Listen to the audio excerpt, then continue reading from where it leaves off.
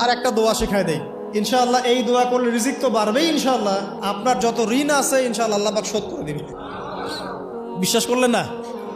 এই দোয়া শিখাই দিচ্ছি, এই জন্য আমাকে হাদিয়া দেওয়া দরকার, স্পেশালি আমাকে এখন হাদিয়া দেওয়া দরকার। এটা গুরুত্বপূর্ণ দোয়া শিখাই দিচ্ছি। আলী রাদিয়াল্লাহু আনহু বলেছেন, কোন ব্যক্তির যদি পাহাড়ের সমানও ঋণ থাকে, এই দোয়া যদি আমল করে আল্লাহ পাক ওই ঋণও শোধ করে দিবেন ইনশাআল্লাহ। ঋণ কেমন জানেন? ওই যে এখন মানুষ ঋণ নিচ্ছে 1 কোটি টাকা ব্যাংক থেকে, 2 কোটি টাকা ব্যাংক থেকে, হ্যাঁ, কত বছর, 10 বছরের জন্য, 20 বছরের জন্য বাড়ি করছে, তাই না? তার ধারণা এমন যে সে মারা গেলে তার ঋণটা কেউ না কেউ শোধ করে দিবেই দিবে, তাই তো? আর আল্লাহর রসুল কি বলছেন দেখেন, একজন মারা গেছেন, নবী সাল্লাল্লাহু আলাইহি ওয়াসাল্লামের সময় একজন মারা গেছেন, তো নবী করিম সাল্লাল্লাহু আলাইহি ওয়াসাল্লাম বলছেন, এই ব্যক্তির কি কোনো ঋণ আছে?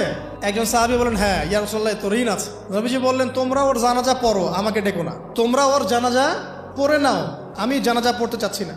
আমি এখন কেমন করে আপনাকে বুঝাবো ঋণ কত ভয়ঙ্কর জিনিস?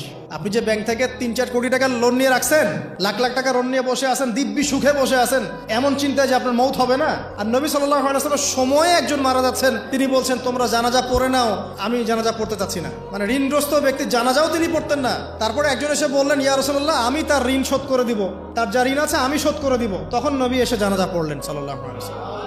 তো আপনার এই কোটি কোটি টাকা ঋণ শোধ করার লোক তো রেডি আছে নাকি? আছে না? সমস্যা নেই, আপনার জানাজা পড়া হবে, আপনার মিলাদও হবে, আপনার একটা বড়সড় দোয়াও হবে ইনশাআল্লাহ। কিন্তু আল্লাহ পাক বলেছেন, শহীদ, আল্লাহর পথে যুদ্ধ করে শহীদ হয়েছে, এই ব্যক্তির আত্মাও ঝুলে থাকে যতক্ষণ পর্যন্ত না তার ঋণটা শোধ করা হয়। এবার বলেন আমি কি বুঝাবো আপনাকে? আর কিছু বলতে হবে? তো এখন সেই দোয়া শিখাচ্ছি আপনাদেরকে, যে দোয়া শিখলে আপনারা ঋণ থেকে বাঁচবেন ইনশাআল্লাহ। কত দিবেন বলেন? আচ্ছা, হ্যাঁ, এই তো, শুকরিয়া। দোয়া করবেন যেন আল্লাহ পাকের দিনটাকে আল্লাহর জমিনে প্রতিষ্ঠা করতে পারে।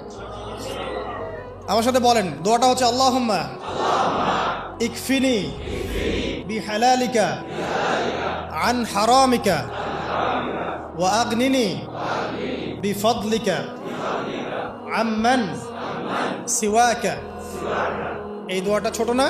এটা মুখস্থ করবেন, সেজদায় পড়বেন, নামাজের সেজদায় পড়বেন, আত্তাহিয়াতু দরুদ শেষ তারপরে পড়বেন, নামাজ শেষে হাত তুলে করবেন, যখন তখন শেষ রাতটা করবেন, ইনশাআল্লাহ দেখবেন আপনার ঋণ বলতে কিছু থাকবে না ইনশাআল্লাহ। যদি থাকেও, বড় কোনো ঋণ থাকেও, আল্লাহ পাক অন্য কোনো মাধ্যমে এটা শোধ করার ব্যবস্থা করে দিবেন ইনশাআল্লাহ। ইনশাআল্লাহ।